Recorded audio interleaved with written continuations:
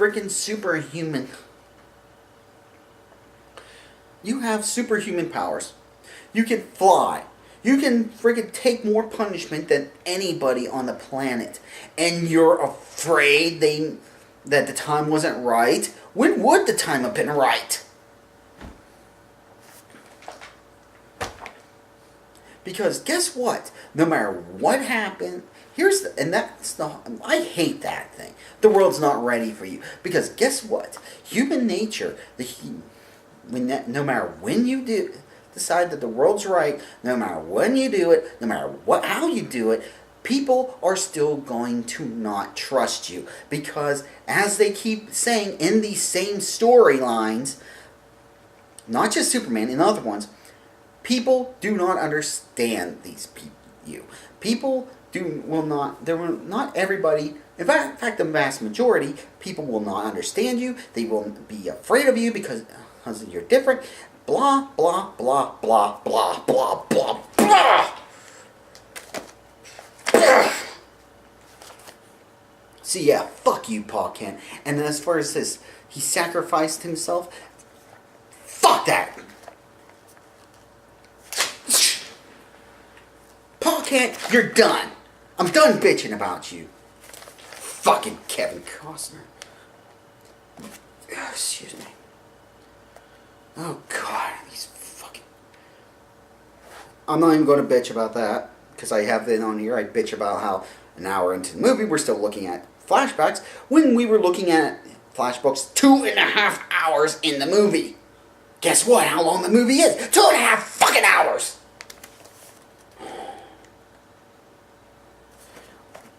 Oh, this is a good one. This one. This one is hilarious. Goes into the... You know what? Let's skip that. I'll skip that for right now. Because this goes into Superman's moral compass, which fucking spins out of control like a crazy fucknut.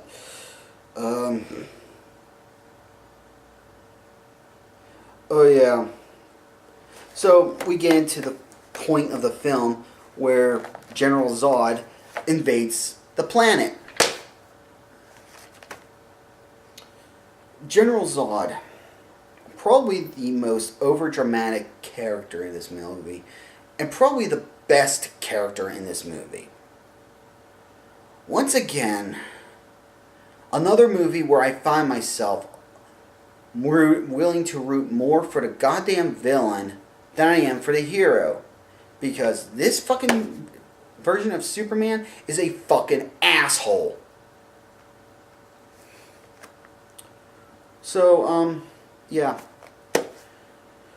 So they start the fight. They start their fight, all the fight scenes. And Superman, so they go to Kansas.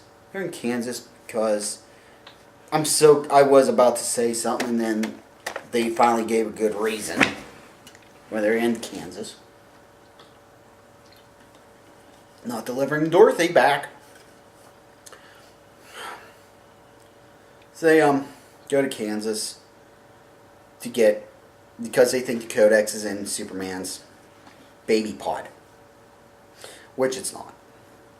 They go to Kansas and Superman comes by and fights them. Superman's big thing is dragging people around places. Zod, he drags through a cornfield, thus destroying an entire crop that someone worked all year to do. So thanks a lot, Clark. You're number one in everybody's book. He then throws Zod through a building. I think he threw... No, he doesn't throw Zod through an IHOP. I think he actually gets thrown into an IHOP. But he does nothing to take the fight out of the IHOP and away from the people inside the IHOP, because this Superman is a fucking asshole.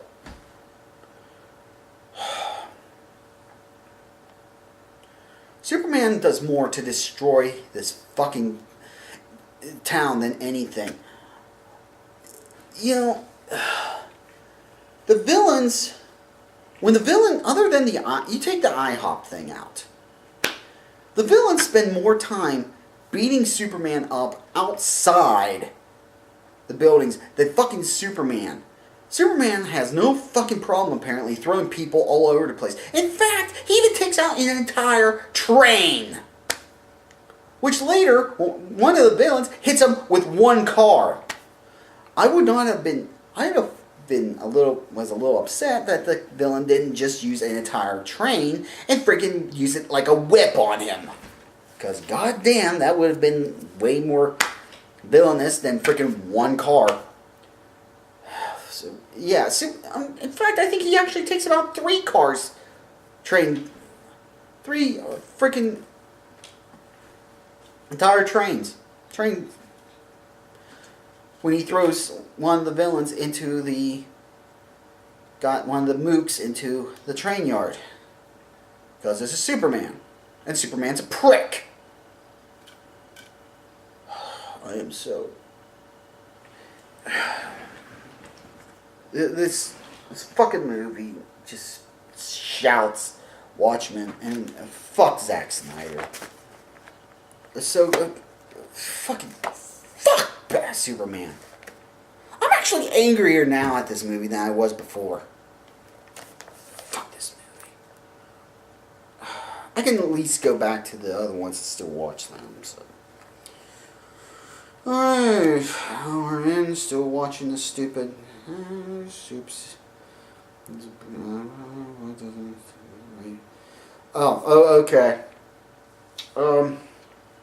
Then we get to the when they launch the world trashers, makers, big fucking things that are just attacking.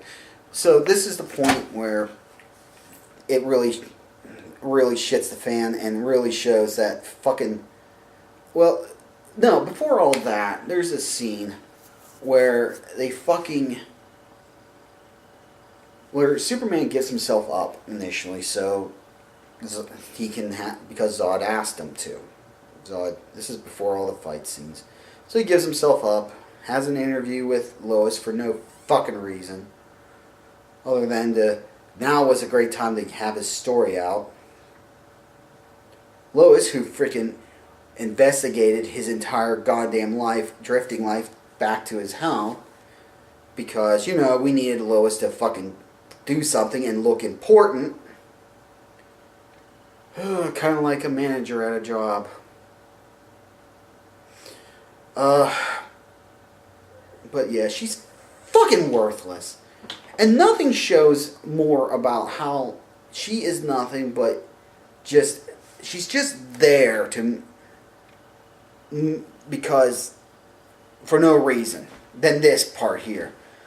Superman gives himself up, and then for no reason the villains the mooks decide that General Zod also wants Lois.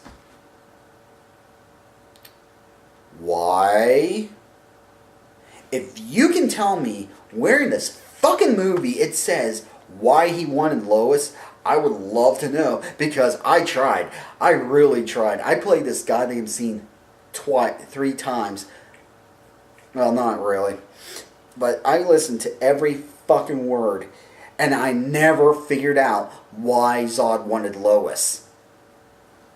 None. He has no interest in being part of having a harem.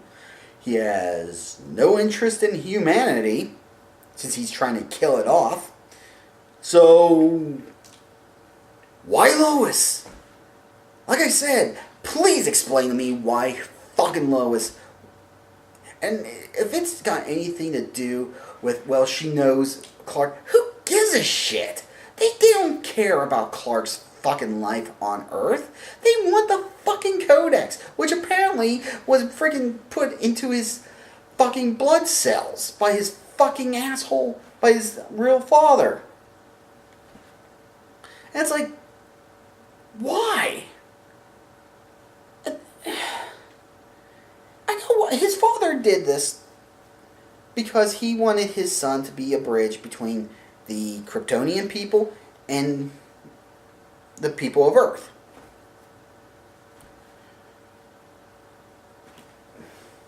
get to that.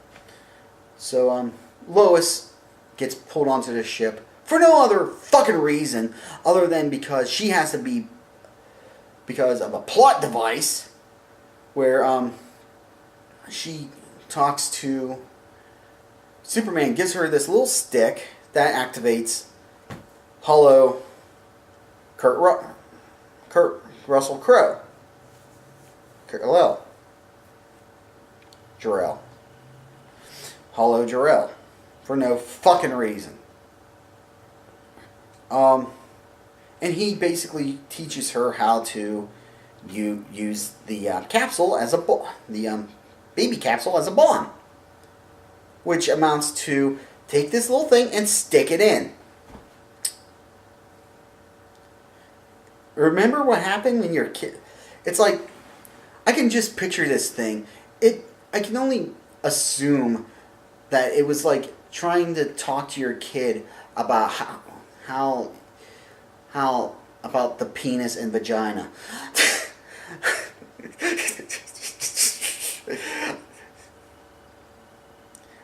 It's like, okay, you know,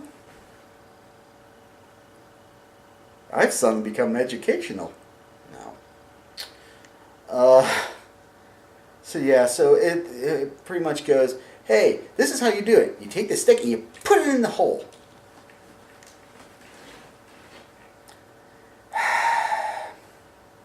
It's like wearing a strap on.